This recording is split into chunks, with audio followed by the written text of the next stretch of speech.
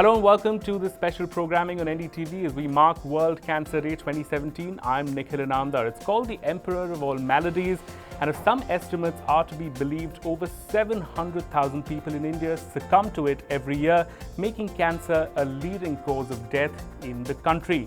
What's to explain the high incidence of cancer in India? How do we compare with the rest of the globe? Can early detection and preventive lifestyle measures go some way in eliminating the risk? And how reactive has public policy response been to this growing burden in the country? Those are some of the issues that I will be discussing over the next half hour with a very eminent set of doctors and oncologists from the Asian Cancer Institute who join us in the studio. With me is Dr. Ramakanat Deshpande, a thoracic surgeon. We also have Dr. Deepak M Parikh, who joins us. He specializes in head, neck and laser surgery. Joining us also is Dr. Sanjay Sharma, who will tell us about breast cancer, and Dr. Jagdeesh Kulkarni, whose area of expertise is gynec and robotic surgery. Thanks so much, gentlemen, for joining us here in the studios. I want to begin with a very simple question, just to sort of do a bit of a refresher for our viewers. What exactly is cancer, Dr. Deshpande, and where do we stand today in terms of our understanding of the disease and our ability really to combat it? The human body is made of millions and millions of cells who are arranged in a particular order and serve appropriate functions. Any abnormality which occurs in this, an unruly kind of a multiplication of cells, proliferation of cells, which does not serve any useful purpose and keeps on multiplying, eventually being detrimental to the very living itself, is what we call as cancer. This is akin to, in a human population, if you have a large, huge band of criminals in a particular area, something like that, akin to that. As you said, yes, almost about more than 700,000 people pass away every year because of cancer, but the real incidence is almost about 1.1 million. That's about 11 lakh. So there's an underreporting? No, the deaths are 7 lakhs, but okay. The incidence, the new cancer patients are almost about 11 lakhs. 55% of these are women, and because of the hormonal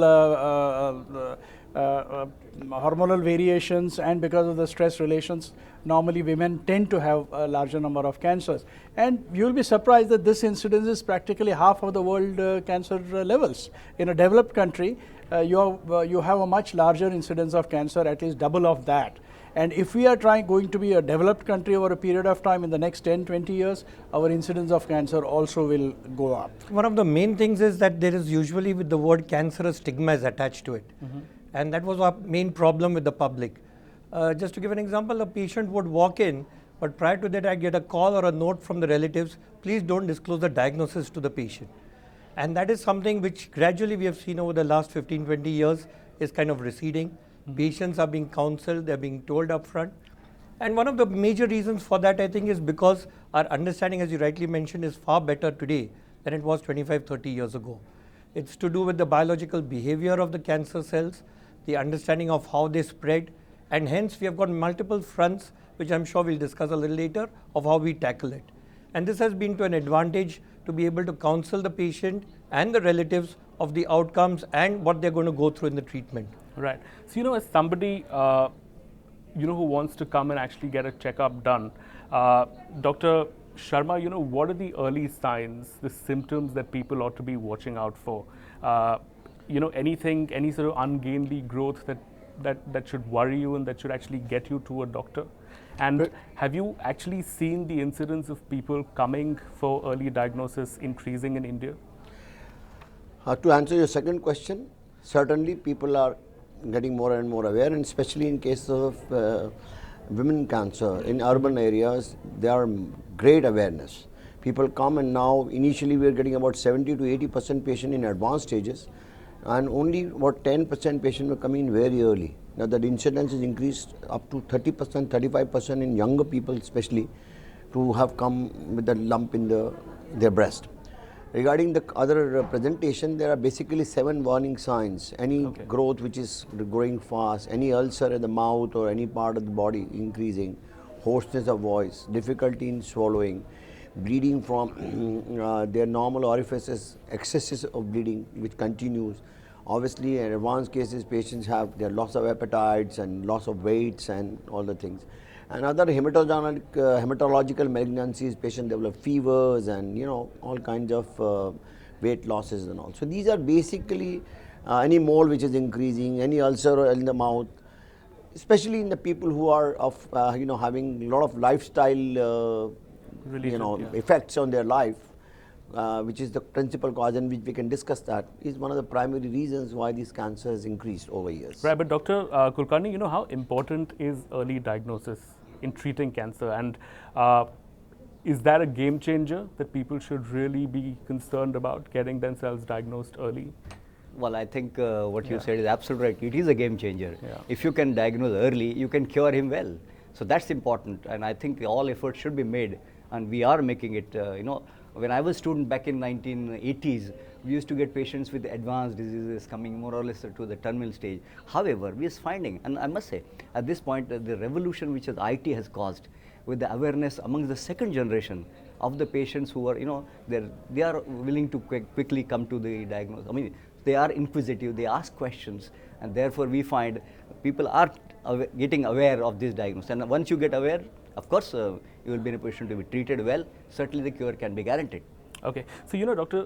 Deshpande, you spoke about this sort of phenomena, this disease which spreads in your body. There's this uncontrolled division of the so-called abnormal cells.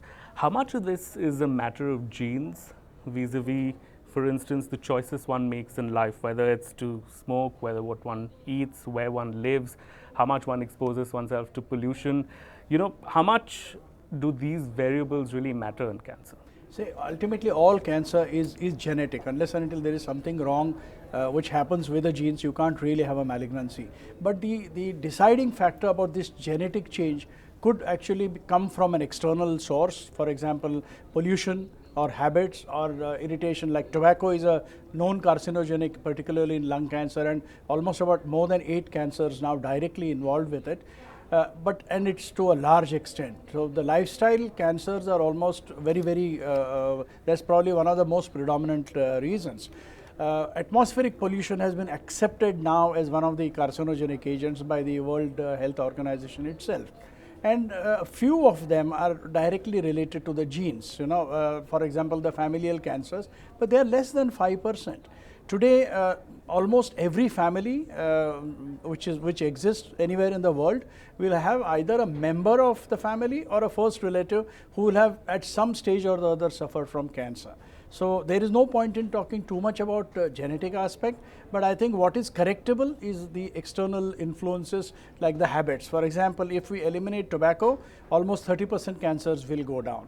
If we reduce pollution, another 10% may actually go down. So, in fact, I mean, Dr. Parikh, have you seen this sort of cancer related to tobacco and smoking coming down? Because the incidence or the number of people smoking or the number of people actually, consuming tobacco has come down in India. And has that shown any tangible effects as yet? The problem with this is that the tobacco habits, it's one part of not taking tobacco at all versus stopping it after 10-15 years. Right.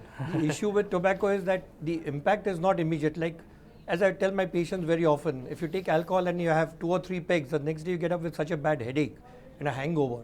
That doesn't happen with tobacco. But even if you stop it, if they've been consuming heavily earlier, after 10-15 years, a cancer can start happening. So what needs to be emphasized in tobacco and betel nut, which are some of the common habits within our country, is just eliminate and do not get into the habit. Dr. Sharma, before we start the show, we were talking about incidence, and you said that cancer is not an entity that's really moving in one direction. I mean, we've seen better numbers in certain types of cancers, certain other types of cancers, actually we're seeing the incidence going up. So give me a sort of snapshot of what are the types of cancers whose dangers are going up in India, and where have we seen the reduction? Let's start with the good news. Okay. The cervical cancer, of course, Dr. Kulkarni is an expert in that, has gone down in, per 100,000. Initially it was about 30, 40 per 100,000. Now it's come down to only 20 per 100,000.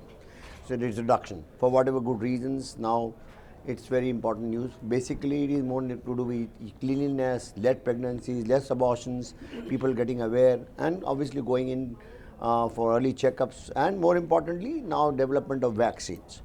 Unfortunately, because of the changing lifestyle, what we call as fast lifestyle or McDonald's style of lifestyles, with eating habit changes, no time for exercises, girls working, getting married late, going to the office, no kids, no breastfeeding for a long time.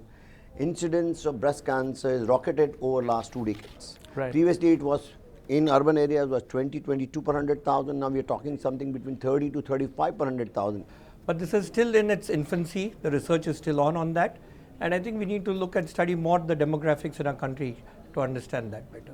All right, we'll discuss lots more, in fact, to discuss. We'll take a quick break. When we come back, we'll talk about the public policy response to cancer.